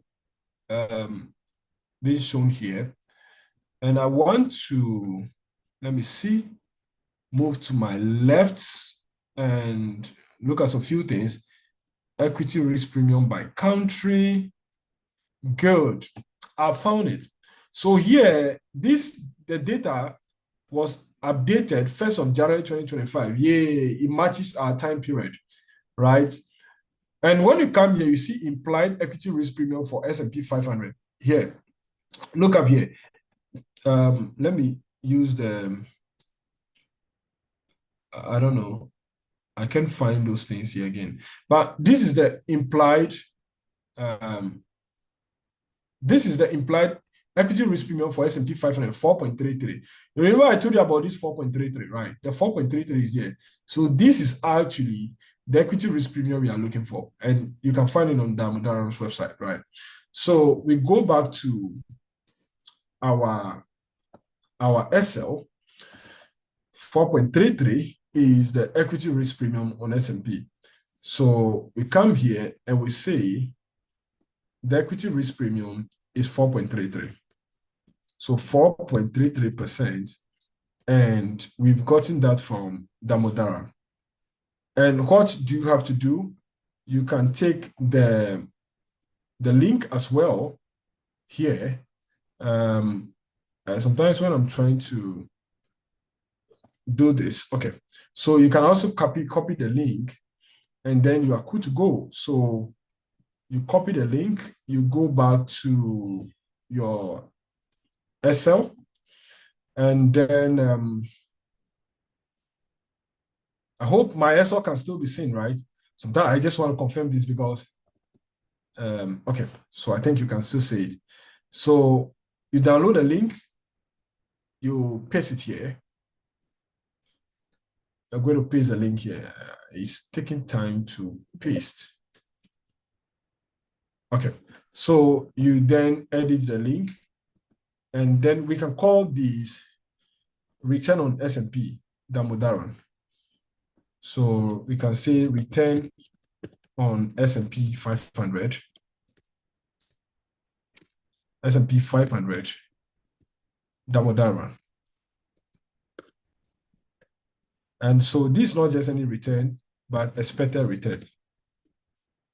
And it's using historical method, right, to compute this. Okay, so we have that as well. So now we are done getting the equity risk premium as well for developed markets. So let me even add that. Developed market equity risk premium. Developed market equity risk premium. So just emphasizing on that. And this is a developed market equity risk premium. And we've done that, we've computed that to be 4.33. Good, we're making progress. The next thing we need to do is the adjusted beta. We need to get a beta. Now, I told you that one way you can do that is to get the beta for regional banks, industrial average beta for regional banks in the United States, and then we'll make adjustment for that. So let's come here for issues of beta. That's the next thing to do. So this is a reason why you are paid salaries to work as an analyst, or you work in maybe a firm that you do valuation and all that. Okay, or clients can pay you to do valuation, and you need to demonstrate some form of diligence in the work you do. Taking my time to go through all these things is quite painful, but it's something you need to do if you need to get the people to really understand and appreciate the work. Just teaching you the thing and leaving it there is not the best, but showing you how to do it is the best, especially how we do it in practice is the best thing to do, right? We have about 20 minutes to close the class, and we're going to finish that before the 20 minutes elapse. All right, so the third thing we do is to get beta statistics. So beta statistics. Now, with the beta, what we're going to do is that we're going to get the beta for regional banks, so in the United States. So we go back there, then we say that Damodaran, now we're looking for beta for US firms, Damodaran. So when we get to this sector or place, we are likely to get a betas by sector in the United States. So it's not beta by company, but beta by sector. So you give the average industry beta, and it is good. Once you get an industry data, we can go ahead and adjust it. Oh, here we can see it. We have several industries here: advertising, aerospace, air transport, apparel, and all that, right? And then we have regional banks. So we have the regional banks here, and there are several measures we have here: unlevered beta, levered beta, unlevered beta, and all those kind of beta, standard deviation, and a lot of things here. Number of firms they use in analysis and all that. Especially if the firm become a lot, it reduces the standard error, right? Hi, Julius. Yeah. You are sharing your Excel, so we cannot see what you see. Oh, I'm so sorry. Okay, so what I did was that I just looked for let me search for that again. So this is what I type in the search engine. I believe by now you can see beta for US firms, Damodaran.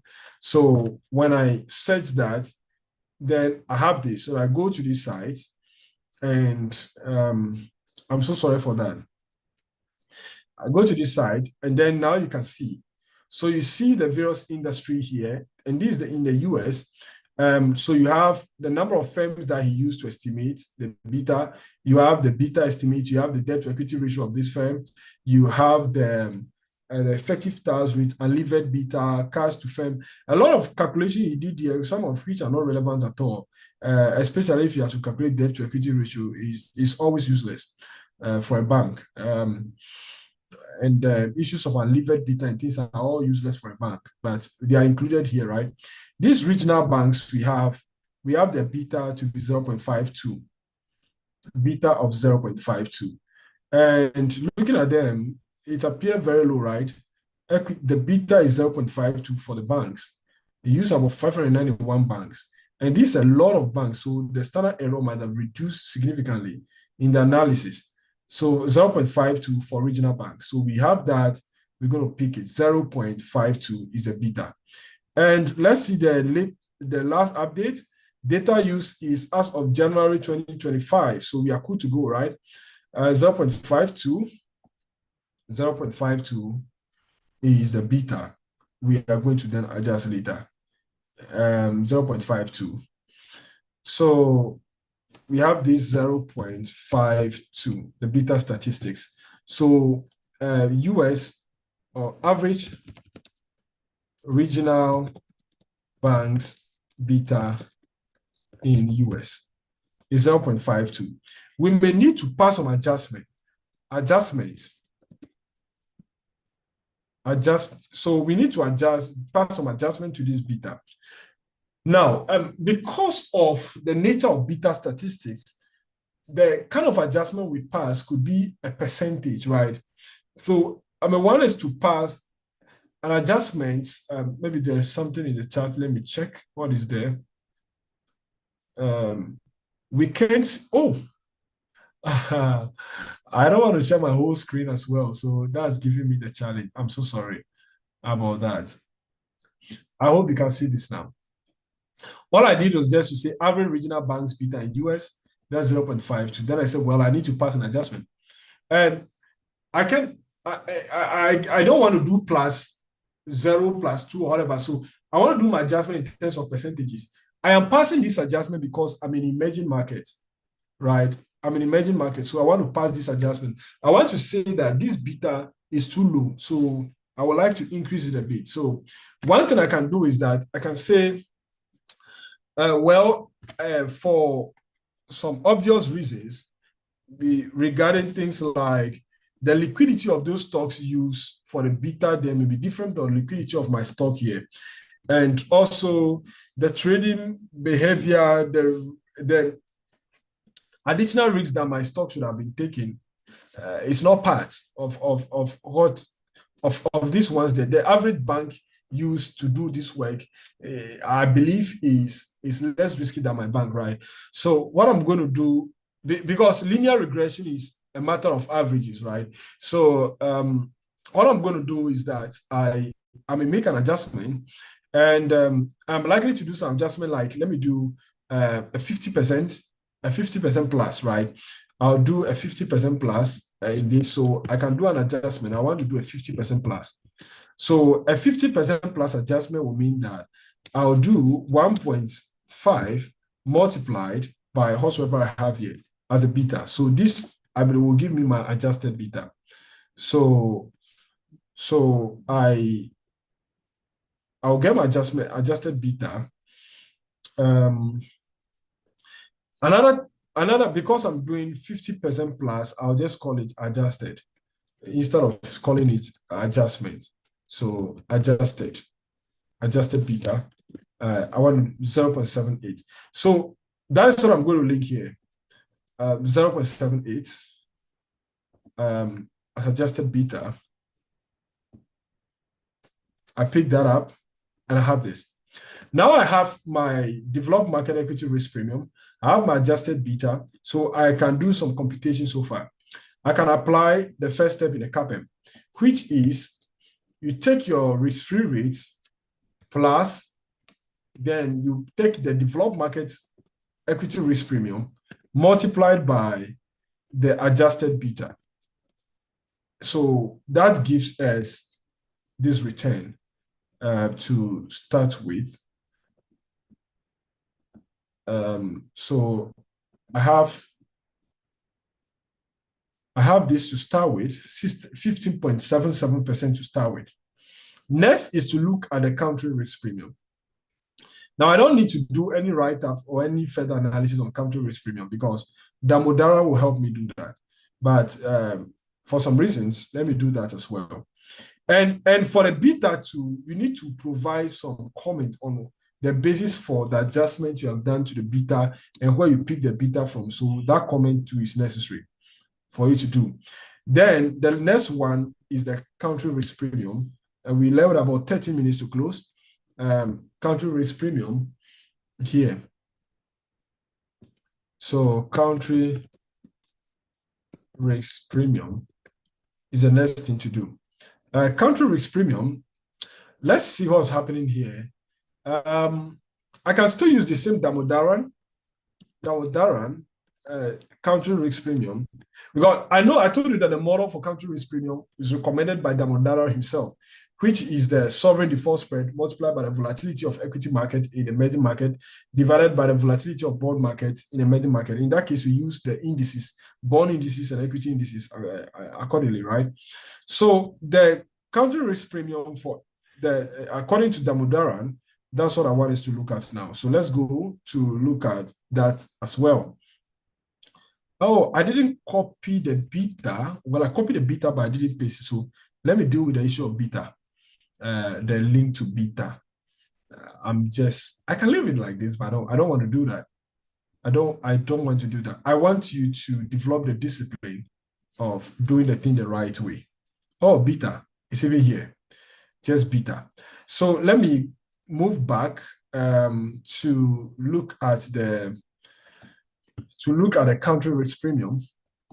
And then I'm coming here and let me go back a bit and just say country risk premium by Damodaran. So country risk premium by Damodaran. And then I have this site like this. I go to the site. Why not? Okay, so there's a question here. Why not use the banks, money center now? No, money centers and they are not commercial banks. They are not commercial banks. So the regional banks tend to be commercial banks in nature. The adjustment is money center banks are bigger, like let's say African Development Bank and all that. Those ones you can put it under money center. You could see that there are not even many. That's why you could see that the money center banks are not even many. It tells you. So I want to believe that you recommended that because their beta perhaps is higher, right? The NLT said the adjustment is based on liquidity, etc. Yeah. So what I mean is that the liquidity component that impart the beta, that's what I'm doing the adjustment. But there will be an adjustment for liquidity at the price level. Can you refresh on the adjusted beta up there in the table if you can? Okay, so yeah, so what I'm saying is that this beta that estimated, beta tells us about the risks associated with the stock relative to the market. And I'm saying that those commercial banks that are used to compute the beta, I believe that those commercial banks are less riskier than the commercial banks in emerging markets here. Okay, in terms of the business model and all that. So that's the reason why I'm applying additional.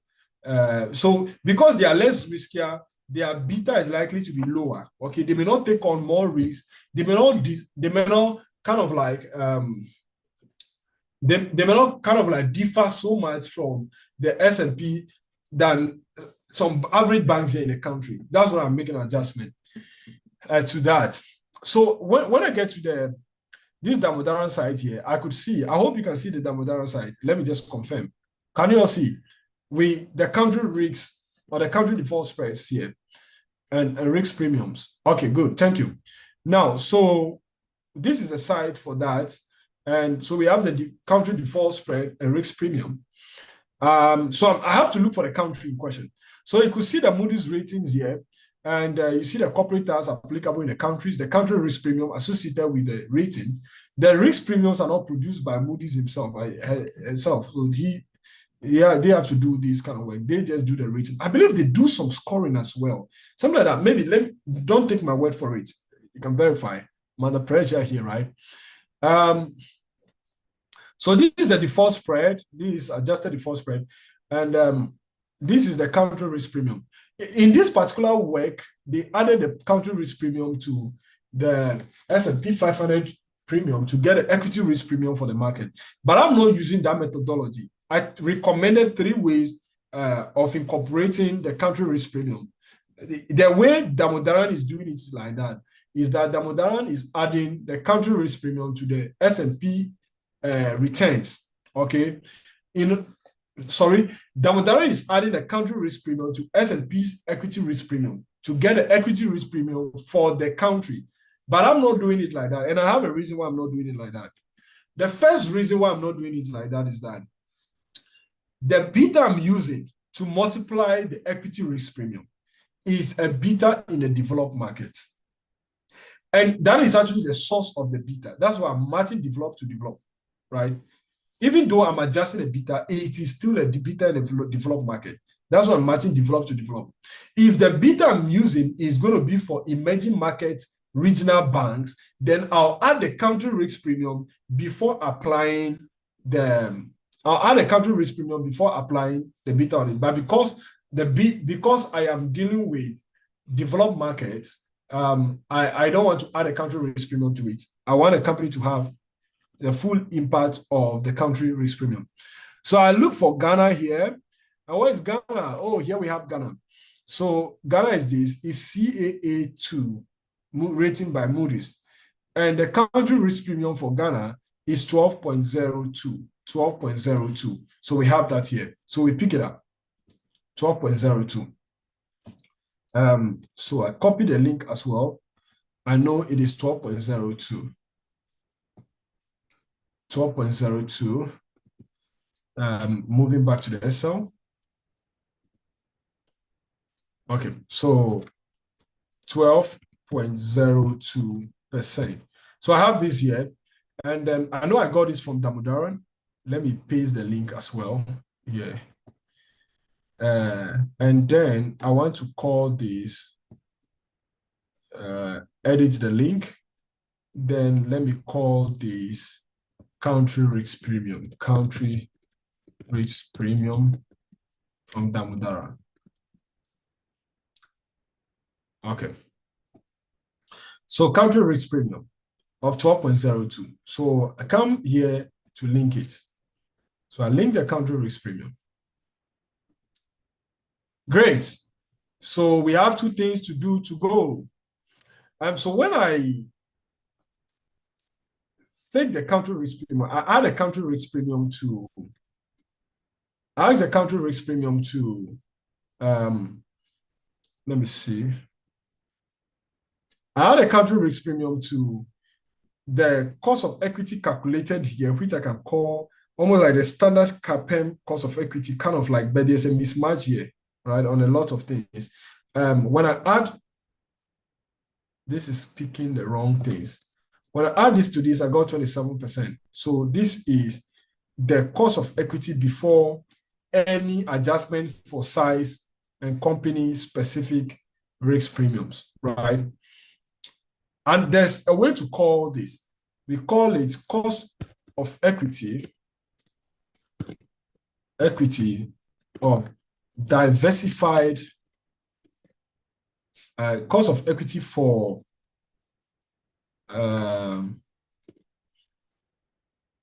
okay, let me not call it diversified, but let me say cost of equity for large. But the large thing I want to talk about here will be for large companies that are at the level of the S&P, right? Their size is similar to that of the S&P. So I can say large firms. If I say large firms in emerging market now, I'm going to be shooting myself in the foot, because someone will look at this and say, well, if it's for large firms and my company I'm looking at is also a large firm, then why are you going to apply further premium to this, right? So I can call this cost of equity, for diversified investments in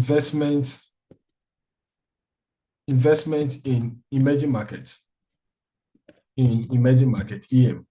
So the reason why I'm calling it like this is that if the investment is diversified, then the size premium will be zero. Okay, the size premium by implication will be zero. Highly diversified investment, and also if it is diversified, the company specific risk will be zero, right? Now, so we have 27.79%. Let's go. What is next?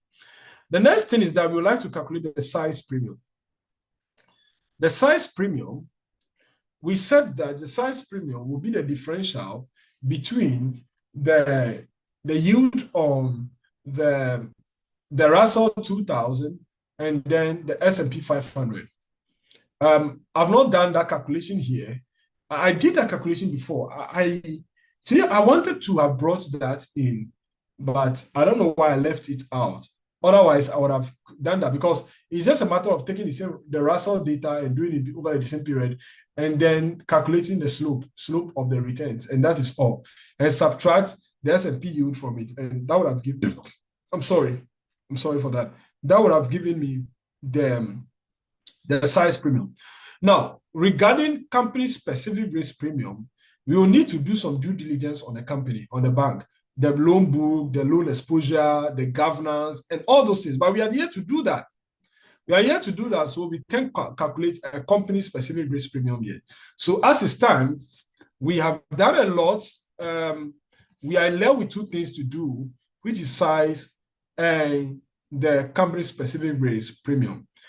With these two, we will do them later. Once we get a good understanding into the bank, you'll be able to do a good estimate around this. But what I want to tell you, ladies and gentlemen, that the cost of equity of GCB Bank is likely to be a little above 30%. That's the story, and that's the message for today. So we've done all the estimates. So far that we've studied, we have been able to use the cost of equity model for emerging markets. We have used that for the analysis, and it's been fun, and I believe you have enjoyed it. So that will bring us to the end of today's lecture. And tomorrow we are going to start with financial statement analysis for banks. Please, let's start early. Get here early. Let's start financial statement analysis for banks. And I can just imagine the amount of information or new things you are going to learn as far as banks' financial statement analysis is concerned. It won't follow the traditional trend you see in the traditional companies, and you're going to learn a lot of nuances. And of course, these things are going to help you. Someone typed something. Thank you. Yeah, NLT.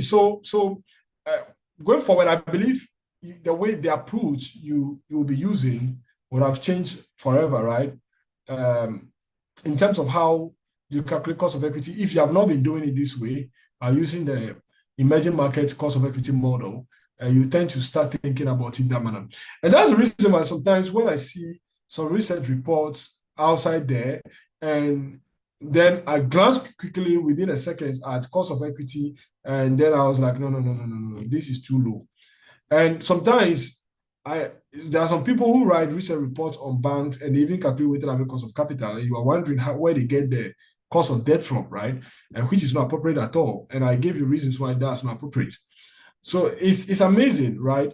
But we all get to learn. And when we learn, one important thing about learning is that learning results in a change in behavior as a result of a past event, right? And a past event is what we are going through now, which will become a past event. And when we truly learn, then we expect a change in how we do this. And that's how we can be called true learners, right? So it's been a great time with you this evening again. It's exactly 7:30, 7:31 by my clock. And I want to stop here and to hear from you. Well, the numbers will keep decreasing because as we progress, the level of complexity will also increase, and we may be leaving people behind.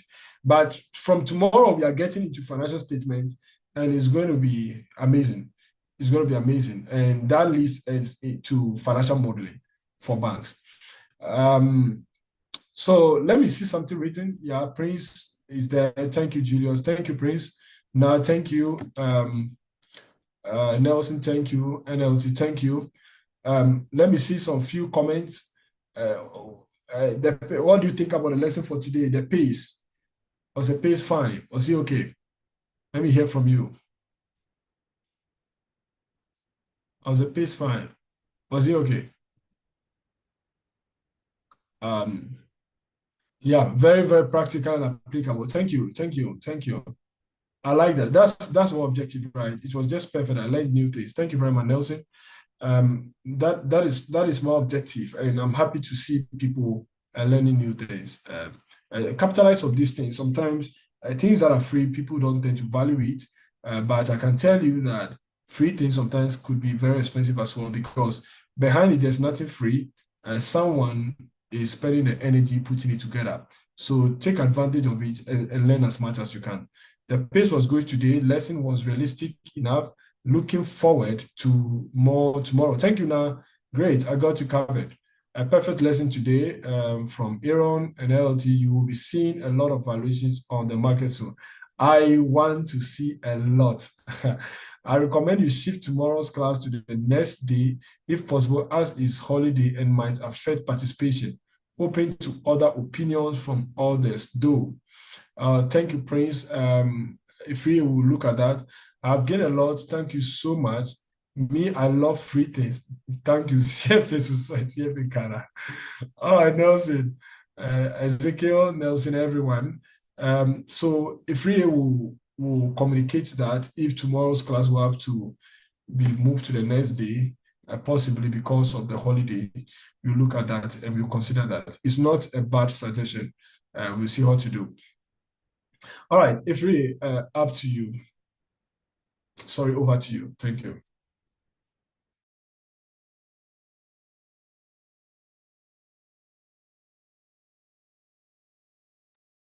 Hello, Ifri. Please let's not close. CFA is a Hi, big Julius. I platform, am here. Can you but give me you're a going second to whilst make I it. sort And out when the you do, LinkedIn, you will look back and say YouTube, thank you to yourself, side of because it things. may be the biggest investment in you, in Guys, let's yourself, take some 1 or that 2 you can minutes. make as Let's a wait financial for professional.